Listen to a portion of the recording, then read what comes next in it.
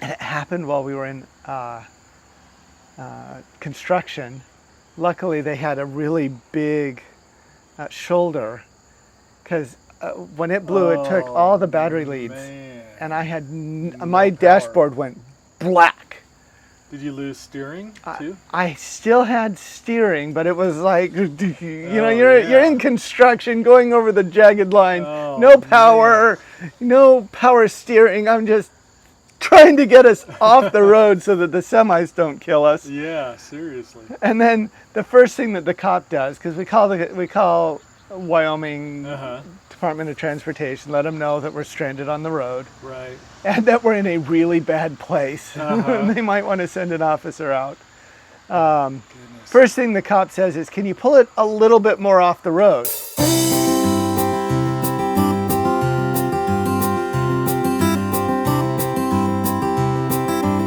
We have with us Travis from, well, you're from, right now you're from Nebraska. That's true. On your way to Missouri, which may be your next home, so may or may not be. It just depends on what pops up. So we're not really scripted. We're not scripted at all. But normally I talk to people the first time, and I don't really get much of their story, and we get it all on recording. We talked last night for quite a while, so there are so many directions we could go. And you're one of those folks that I could just say, talk, and the next hour would be gone. So, but, Only if you could stop me. yeah, if I could stop you. Yeah, stop. So I'd like to start with what you're doing in an RV. You're heading across. And by the way, you have veto power. Any question I ask, if you want to be a politician and answer a different question, I'm totally fine with it. So however you want to handle that, but don't feel obligated to, if I ask something, don't feel obligated to go that direction. But I'm interested in the whole RV thing, and maybe talk a little bit about your family and what's up. Yeah, so around the time of COVID, I got this crazy idea, and apparently I wasn't unique. It seems like half the country got this crazy idea Yes. of, why do I have to be anchored to land when I could be out? And with the mandates going out and everything, we thought, if something happens, I lose my job, we'll just sell everything and get in an RV. And we already homeschooled, and generally I actually was working remote anyway, so it wasn't even a matter of losing the job, although that probably would have been the precipice, whatever that word is at the time. What would happen, Yeah. So we started thinking about it then, but didn't really do anything about it. My job was stable, and we had 5 acres. We had goats and pigs and sheep and cows and horses and turkeys and everything on that 5 acres. Yeah. But about a year later, our situation had changed, and we needed to sell. And at that time, we're like, we didn't have a destination. Right. We just needed to sell. So we put our house up, and I started looking into fifth wheels and travel trailers. And then it took us a year. We thought we were hitting a peak market time, but we kind of had missed it by just a little bit.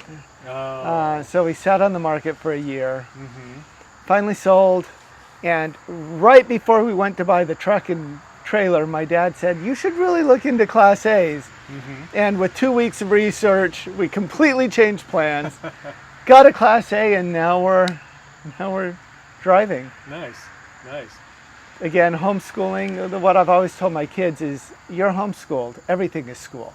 Yeah, for sure. And so, right before we got here, we stopped off at that Archway Museum. Oh yeah, for sure. That's definitely an education. Yeah. Talked about the various pioneer groups that came across, and I like that one because it specifically talked about those who stayed as well in Nebraska and settled. Yeah, for sure. There's a lot of really good info. We've been there once. I need to go back again. It's been a while since we've done that. So that's how you ended up in an RV. Well, that's the start of how you ended up in an RV. Right. So you got to your job ended, or you needed to sell. We needed to sell. Now, when we decided to sell, I still had. Oh, fly won't leave me Yeah, alone. we've got plenty of flies here today. Yeah. Oh, that's why I left Idaho. I heard Nebraska had no flies. Well, they came with you. Is the problem, so. But yeah, I mean, my contract was still strong when we put the house up.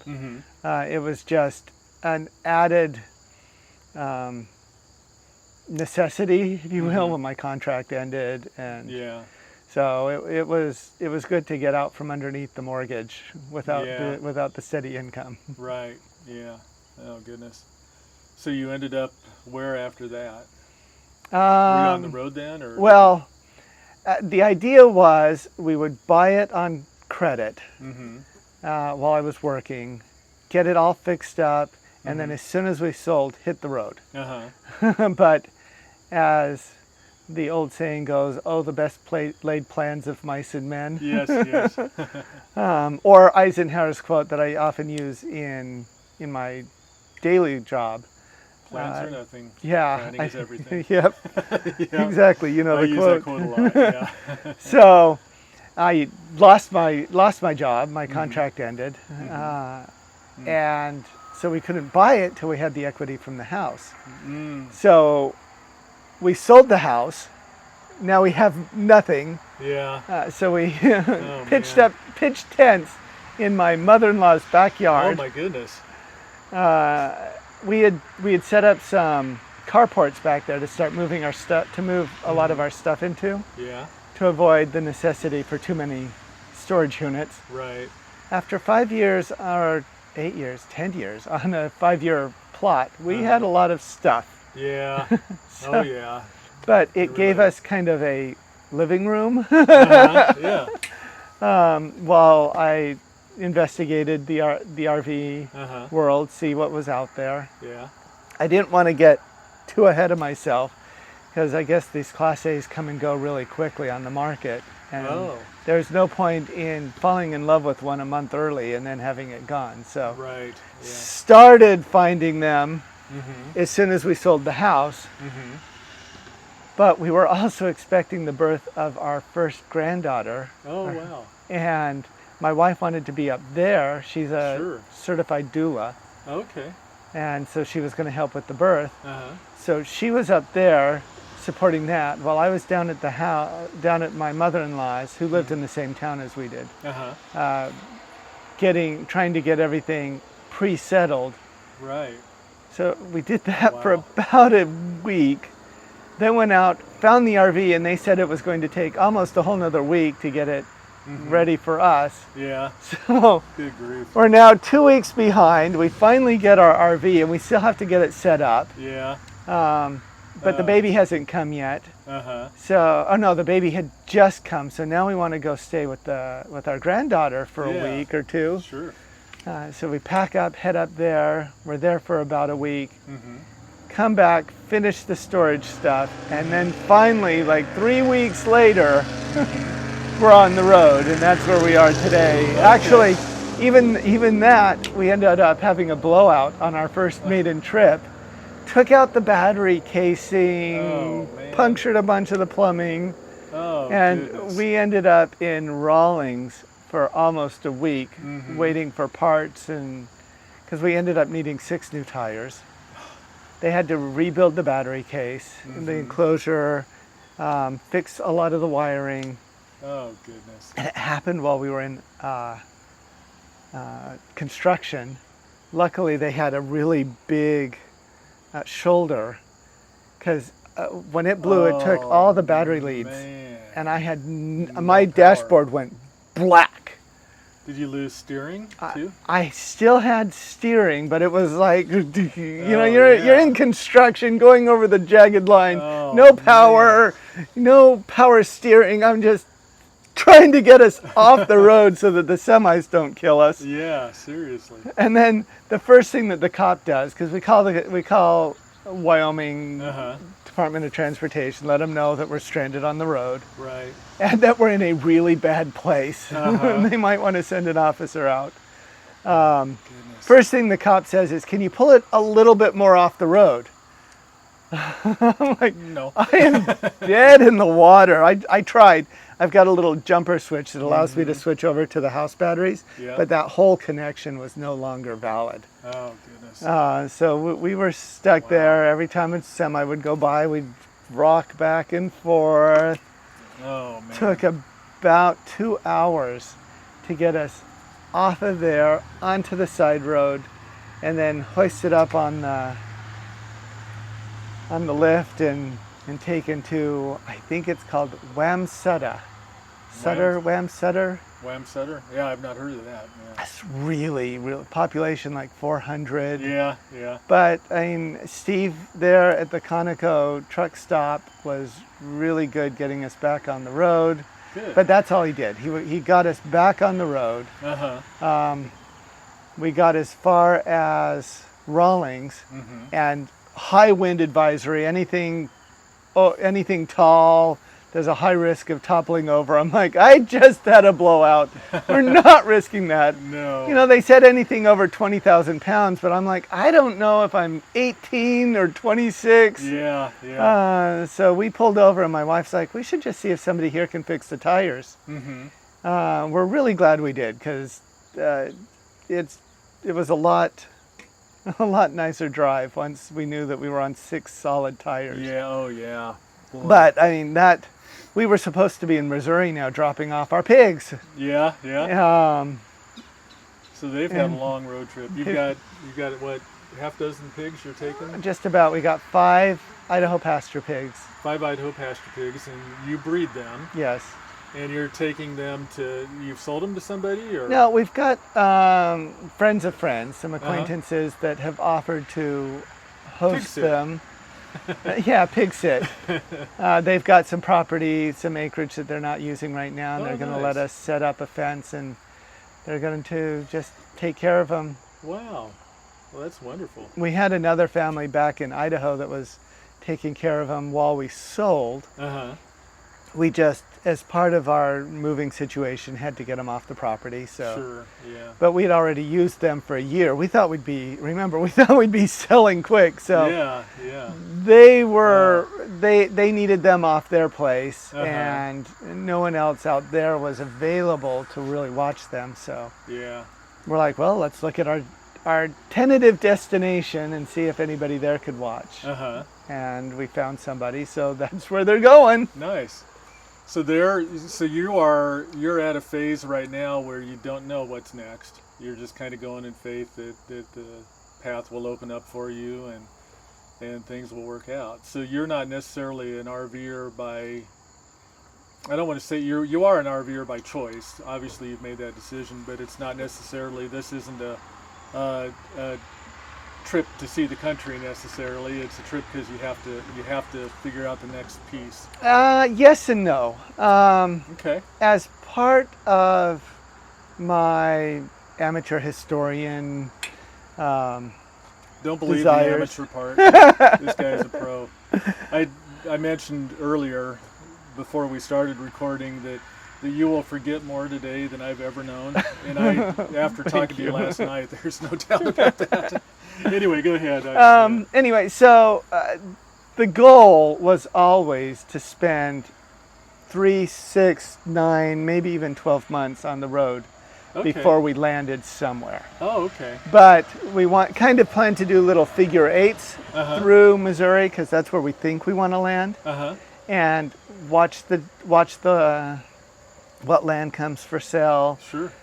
Visit the different areas and just do our due diligence and find out where the Lord wants us in Missouri before we settle down. Awesome. We kind of have a dream of starting a living history center, Renaissance fair, even an RV park.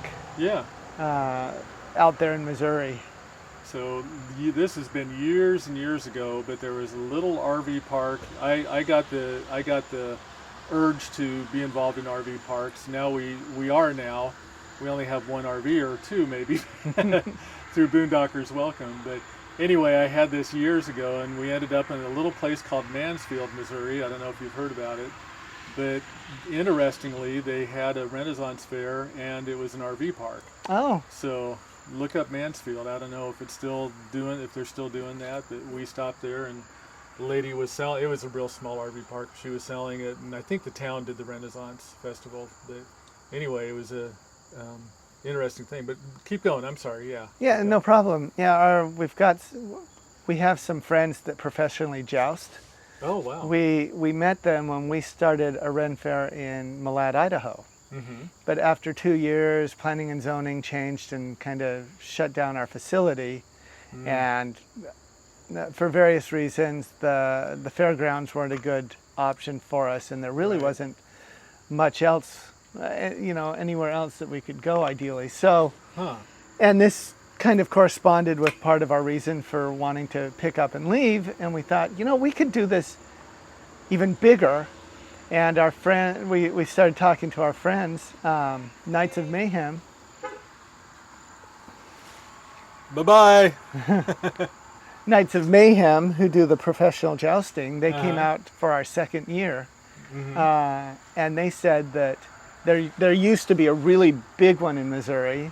There's still a couple on the ends, Kansas and St. Louis. Yeah. But they said it really needs another one back. And we're like, great, we want to. Man, that's awesome. Yeah. And I've since learned that there's kind of a full-time one in Texas that we hope to visit, see what they're like. Cool. Not sure we're going to get 12 months out of the year, given that Missouri and Texas have different climates. Yes, but, yeah.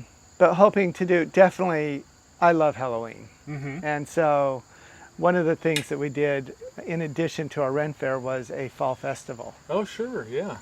And so, later in the year, pick up on that fall festival and maybe even do some kind of like Charles Dickens Christmas thing during December. Oh, how cool, yeah. So that's kind of what we're thinking. We're hoping we can make it happen, but we got to find the right land at the right price. Yeah, this place in Mansfield, I'll be very brief here,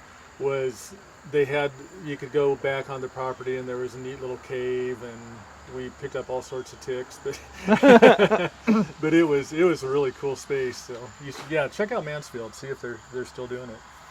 But anyway, so starting a Renaissance Fair, and you call it a Ren Fair. Is that just kind of Ren Fair is just short? Just short for it. Yeah. Okay.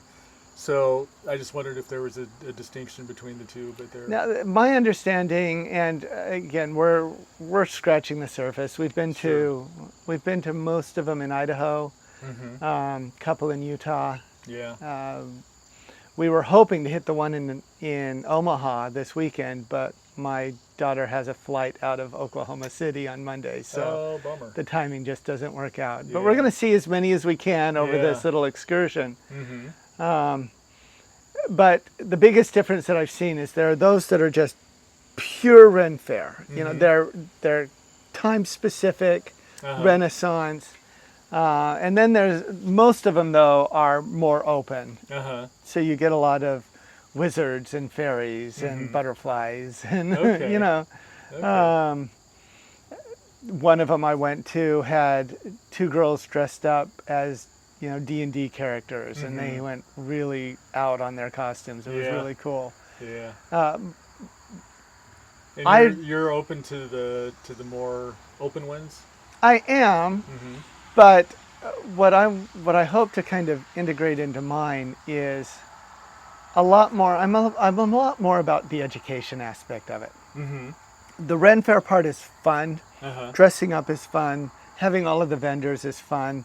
I don't want to diminish that, but there's so much education that comes out of the Renaissance. Right. Leonardo da Vinci, all the way through Sir Isaac Newton.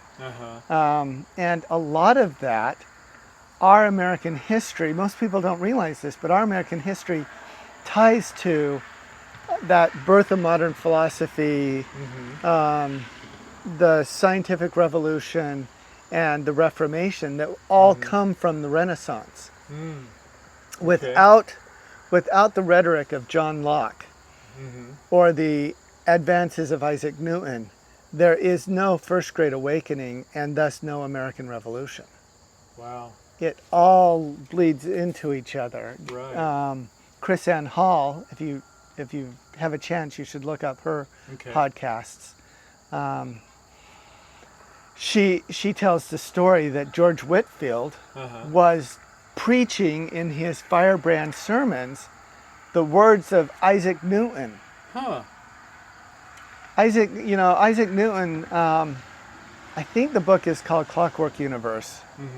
But in there it talks about how Isaac Newton wasn't just a scientist. See, after the 1790s and the American Enlightenment, we put science, religion, and philosophy into their own buckets. And never should the water cross between the three buckets. But before that, John Locke, philosopher, theologian, scientist. Isaac Newton, philosopher, theologian, scientist. Right. Rene Descartes, the guy I think, therefore I am. That's how we all know him. Yeah. He was a major player in the birth of modern philosophy, but he gave us the Cartesian coordinate system for mathematics. Oh, okay. So they were all the same. They were all one. Yeah. And the biggest movement of this whole thing, and I'm totally off topic, but this is how I think. No, this is great. Yeah. Was this idea of empiricism. To us, it's a no-brainer. It's normal. But empiricism is basically experiencing the world through your five senses. And the idea was God has endowed man with intelligence and expects us to use it. Yeah. Before that, and I don't mean to criticize anyone's religion, because the Catholic Church has, in my opinion, it bridged a necessary gap in religion. But at the time, the Catholic Church was the authority on everything. Right. You look at Leonardo da Vinci. He was under house arrest for the audacity of saying that the sun was in the center of the solar system and the planets go around it. Yeah. But he was starting to experience empiricism. John Locke is the one who put it to pen and really described it.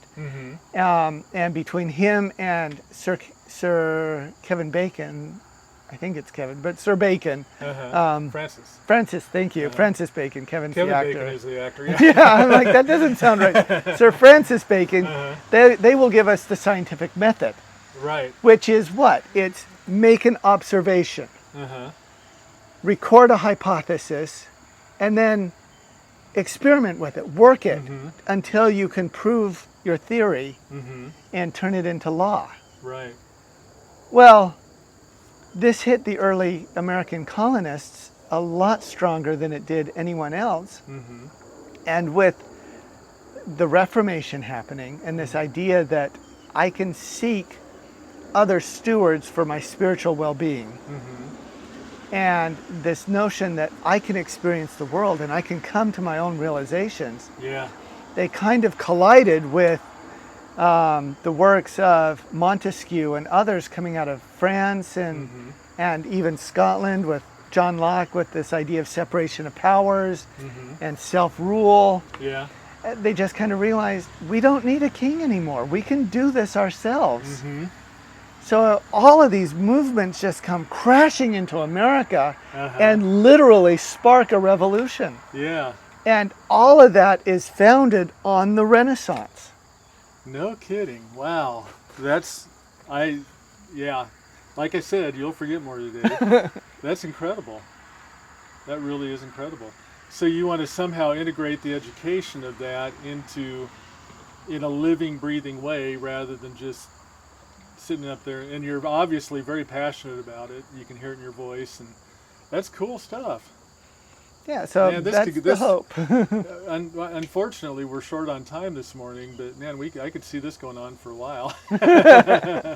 Well, I've put together my own course on this, and it takes me 13 two-hour sessions to get through it with a fire hose turned on. Right. Otherwise, it takes me an entire trimester with my homeschooling kids, going much deeper than I do with the adults. I find that the kids are much more willing to do the homework when they've got a grade associated with it. Adults will tell you they'll do it, then they don't. Right. So yeah, I go really deep into. I mean, I start from Adam and Eve, and I build a case for the Constitution before I ever open up the Constitution, so that when we read line 1, we can point to it, periods in history on why they decided to do it that way or phrase it that way. So you do not have this recorded, this course? Not yet. Not That's yet. It's part of going the to hope. Be. Yeah. Okay. So we had talked last night about Angel Network. We talked about a couple things, and there are some online universities. I don't know if you could somehow, but you need to be paid for the work that you've done. You showed me that chart last night that has history way. What did you say it would print out on a 2-foot by 3-foot poster page? Yeah, like a movie tiny, poster in tiny 8-point font. Yeah. So yeah, that kind of stuff is just amazing. What you've done. So yeah, I would love to take that class. That would be. Now I don't know if I do the homework, but I'd love to, like you said. But I'd love to take that class.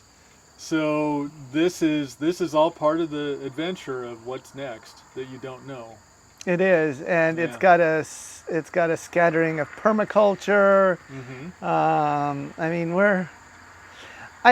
I like to think of myself as a Renaissance man. I can get that. Yeah, I can see that for sure. So let's change gears just a little bit here. And so you essentially ran a homestead for a few years, and you want to get back to that, I think. Yep. So something that might interest some folks, and I don't know if it'll interest the RV community necessarily, but is the system that you came up with. Can you explain that in layman's terms of how to run a homestead using what project management people call the agile method? Can you do that in layman's terms in 5 minutes? I can give you a Really brief the 30,000 foot flyover. So by trade, I'm a Scrum Master. And what's a Scrum Master? Scrum Master, it comes from rugby originally. For those of us in America, the Scrum Master is the quarterback. But in rugby, it's a little bit different. As I understand it, I'm not a real big rugby fan. I picked this up in my Scrum Master training courses. But he's the guy that's there saying, okay, team, what are we going to do? And he facilitates a conversation for the team to come up with the plan. And he doesn't tell them what to do. No, he has the team figure out the plan together. So that's what I do professionally, mostly with engineers. It started in software engineering, but I've worked with network engineers and all sorts of stuff. But we were struggling on our family farm, trying to get work done. And I sat down one day and I'm like, if there was only a method to manage our work and help us figure out how to get this all done. And then it's like, duh, that's what I do for a living. So I told my wife, I'm like, I need one wall that I can use. And she reluctantly gives me the family room wall. As long as I find a place for all the pictures. So I relocate the pictures. Is the sun too bright for you? We can scoot in a little bit. If I just a little, there we go. Okay. So I relocate the pictures and I put up what's called a planning board. And really it's projects coming into a funnel. And then just the way farming works, it works very well on a 4-season rotation. Right. Normally in my professional work, we go with 5 sprints, and a sprint is just a 2-week increment. Okay. Planning increment. But we did 6, and then that made up a season. And then I had, say we were planning for... So you had 6 sprints in one season. In one 6 season. 2-week segments that you broke it up in. Right. And then I had, so say that was spring.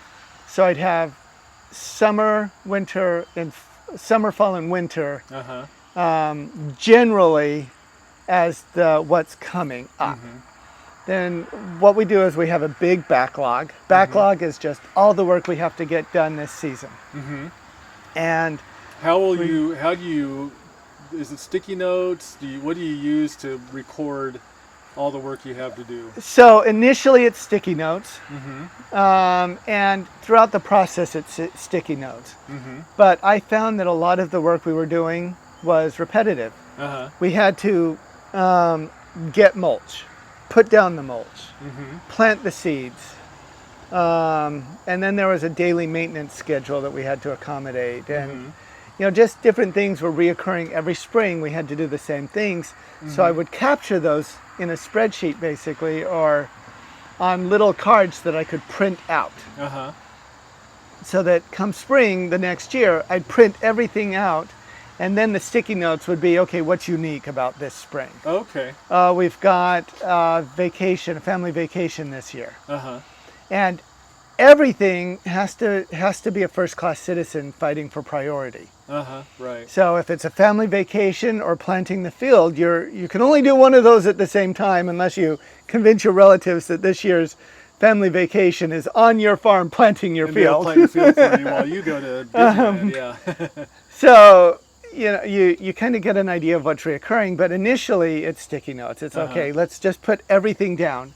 And then you kind of prioritize it at a high level. Mm-hmm. So spring planting, so planting the seeds was kind of one feature.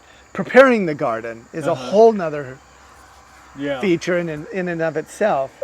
In spring, you've got Easter. And the kids want to go to the Easter egg hunts, and you want to decorate the house. That's all work. It all takes time from something. So even decorating the house is an activity? Yeah. Do you call them activities? Tasks? Activity works, tasks, whatever language you're used to using. Chores, if you will. Yeah. At the end of the day, it's all work. Right. And this is just work management. So you write everything down, and at a high level, we would prioritize, we'd use a technique called weighted shortest job first.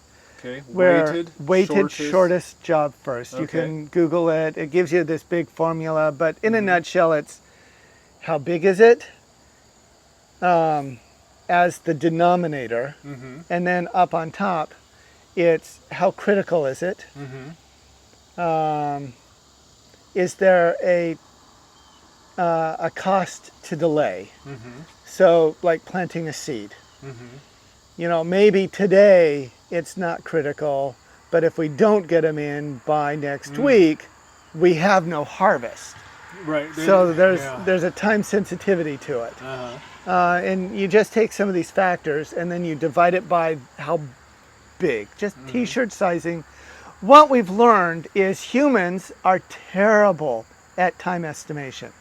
Just think of the last weekend, your wife gave you a honey-do list, and you're like, oh yeah, I can do all of this, no problem. And you're halfway through and you're like, where did my day go? Yeah, exactly. But instinctively, we know size. I mean, if I asked you, and you're looking at the size and even the complexity of it, and realizing life is just complex. Which is bigger, an African elephant or Harley-Davidson motorcycle? If you put them side by side, which is bigger? Instinctively, just really quick. Yeah, elephant. Obviously. Elephant, yeah. It's physically bigger and it's just more complex. Right. We can build the Harley-Davidson. Yeah. We can't build an elephant. But even babies. We say we can't compare apples to oranges, but I'd say they're about the same size. Yeah. So that's what you do is you compare the size of this work, and that will tell you how much you can get done. And you mentioned t-shirt size. Yeah. So a t-shirt sizing is a way to get started. Just extra small, small, medium, large, extra large. You don't even have to use the extras. If you just do small, medium, large, just get an idea of this is big, this is medium, this is small. And then I kind of list the work underneath those, prioritize them. In the spring, our top priority was generally get the garden ready to plant and then plant it. Because without the first, you're not going to get much out of the second. Right. And when we weighted everything and the cost and everything, Easter tended to be towards the bottom. But the reality is we weren't not going to do the Easter egg hunts. We were, even if it meant that we didn't plant something that day, we were going to take the time to do that. We were going to celebrate the season. Christmas is a great example. Right, yeah. There's a lot going on during Christmas. And we just recognized as a family, we are going to prioritize Christmas. And now that doesn't mean that we were going to prioritize everything we do during Christmas. Right. But if it comes down to Project X or Christmas, if it was a big enough deal, Christmas was going to trump. So we would just automatically put Christmas at the top. And then everything else underneath it. So that then when we were scheduling our 6-week plan, we could look at the little things and go, okay, this or that. Well, this is Christmas. We're doing that. Yeah. And we just tried to put in 2 weeks, how much work could we actually get done? And as we did it more and more, we'd learn exactly how much we could get done and adjust. And the biggest thing about this thing is once you've planned the 6 weeks, whatever's left, you don't feel guilty. You might have something really important. Maybe you promised somebody you would get this done. Yeah. But if it wasn't the family's highest priority and it didn't fit, you just got to tell them, look, I'm sorry, I know we promised we'd do it, but we don't have time. We've got all this other work we've got to get done. Right. And when we did that, the stress of farming just kind of lifted a little bit because now, and you got to stick to the plan. You go out, weeding is probably in there somewhere. Yeah. But if it's not what's the highest priority today, don't stop to weed. They're going to be screaming at you, but don't stop to weed, and don't feel guilty about it because it's in the plan. And quite frankly, if it's not in the plan, it's not in the plan. Weeding just isn't going to get done. Right. You have identified higher priorities. And if at some point your garden starts dying because you're not doing the weeding, you can reassess the plan. Right. But for now, don't worry about it. Don't stress about it. Okay. I love it. So you're just applying the agile methodology, I guess. Yeah. To farming, and it relieved a lot of stress. It helped you get things under control. And what did you say, 5 years it took to really get it, or was that, did I misunderstand? Within 5 years of doing this, we were no longer overwhelmed with the amount of work coming into the funnel and the backlogs. It was mostly routine. What was there. It was well organized, and you knew what was going on. And a lot of the big projects that we had planned to improve our homestead were done within 5 years because of this. So, you know, it became much more maintenance, and we could actually pick the improvement stuff we wanted to do as opposed to the farm dictating to us, you got to get water fixed or you're going to kill everything. Well, there's a question. When things break, how do those factor in? A water line breaks. Yeah, so you never want to plan to 100% of your family's capacity. Okay, good. That gives you just enough buffer to handle the small things that pop up. You know, your sister-in-law comes over and says, hey, we really need some help doing this. You can set the plan aside and go help her because you got about 20% buffer built into it. Now, if it's bigger, then you stop and you replan. I mean, we plan at the start of every season in a macro fashion. Okay. But then every 2 weeks, usually our family did it on Sunday as kind of our family council, if you will. Yeah. We'd go downstairs, we'd look at the planning board, and we're like, okay, this is what we've got coming up this week. Does it still make sense? We macro planned it out based off of the high level priorities, but does it still make sense? And oftentimes, you know, 60% of it did, but 40% of it didn't. Maybe we were able to pull that in and get it done early. Maybe we learned it wasn't necessary, or we just didn't care about it anymore. You know, something might have changed. So we'd replan. But in the middle of a sprint, and that's what we call it, sprints, in the middle, if something breaks, something blows up, a tragedy happens, you know, you've got to deal with it. You replan. And if things get pushed out, they get pushed out, and you filter in, and something might fall out. Don't feel guilty. Life happens. Yes. You know, this was in the plan, now it's not. No, it's not. And it also gives you an opportunity. It's like, well, maybe we can hire somebody to do that. And you can look at your finances. And then you can pull it back in kind of that way. But you got to keep in mind, you've probably got to manage the people you're hiring, so there would be a little bit of work with that. Right. So you've got to weigh that with the plan. But Right. you know, we've reached out to nephews and said, look, we got to get a drip line installed. We don't have time for it. But it's our next priority, and there's a cost. If we don't get it in, our trees might die. Right. And so we brought our nephews up for a week Yeah. and put them up, and they put in a drip line for us Nice. through our what we were hoping would be our silvopasture, our Oh, pasture with okay. trees. Sure. Yeah. Yeah. Oh, very cool. I love the way you mix that up. Now, tell us. I was Agile certified at one point, so I know some of this stuff, but I'm sure most people aren't aware of it. Tell us about writing stories and how that fits into this whole picture. Yeah. So when you're doing it as a family, the end user is you.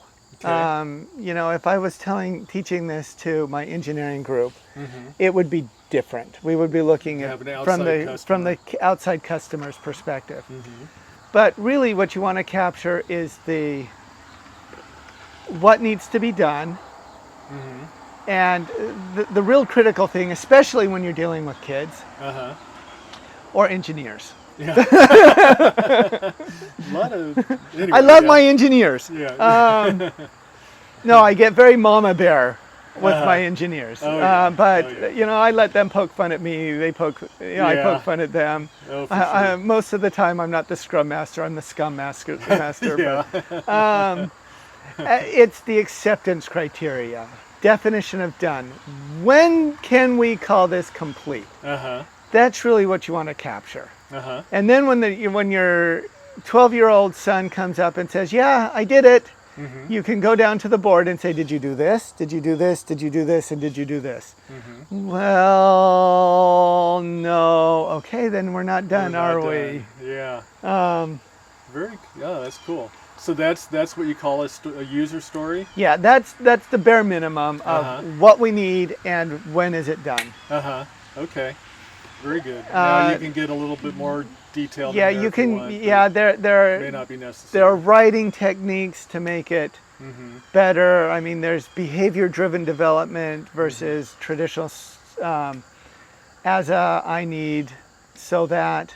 You know, As a different, blank, I need blank, so that blank. Right. happens, basically, yeah. You can get into the justification for it, which is good. Yeah. But for just getting started on your own homestead, you know why you're doing it. You know Yeah. what you hope to get out of it. You Yeah. know, in the professional world, sometimes it's not exactly clear why you're doing some things. True. And oftentimes we do things without a good why, and it was wasteful. So Right. it's good to identify that in industry. But as a family, your kids are only going to give you so much attention span for this anyway. And Right, and yeah. truth be told, we would start with our kids' involvement, and a lot of times after we got through and made sure that their church activities or their school activities or whatever they wanted that they felt was important was on the board, they'd pull out their devices or take off, and my wife and I would finish the planning, and then we'd bring them back down to make sure that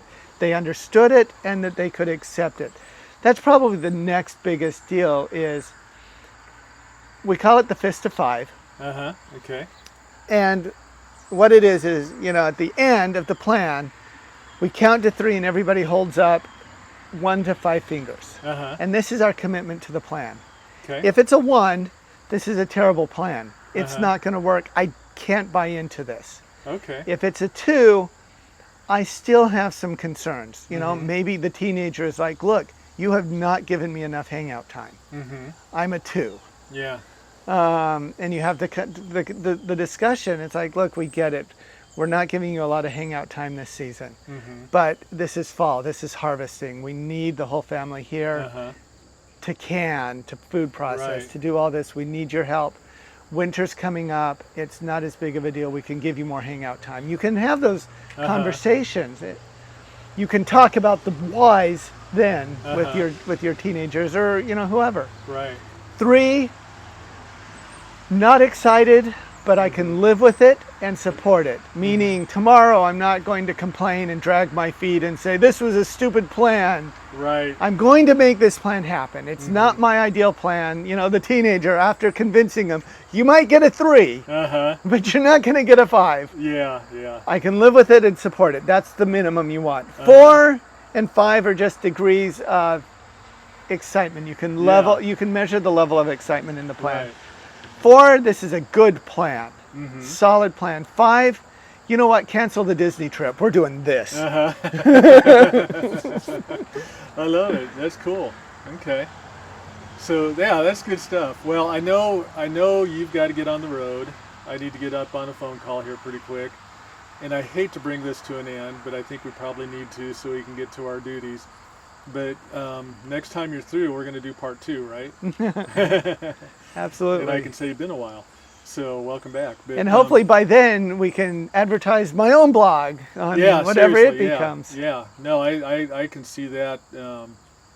Mine, what we're doing here with this one is we're just talking to folks like you and just having a conversation.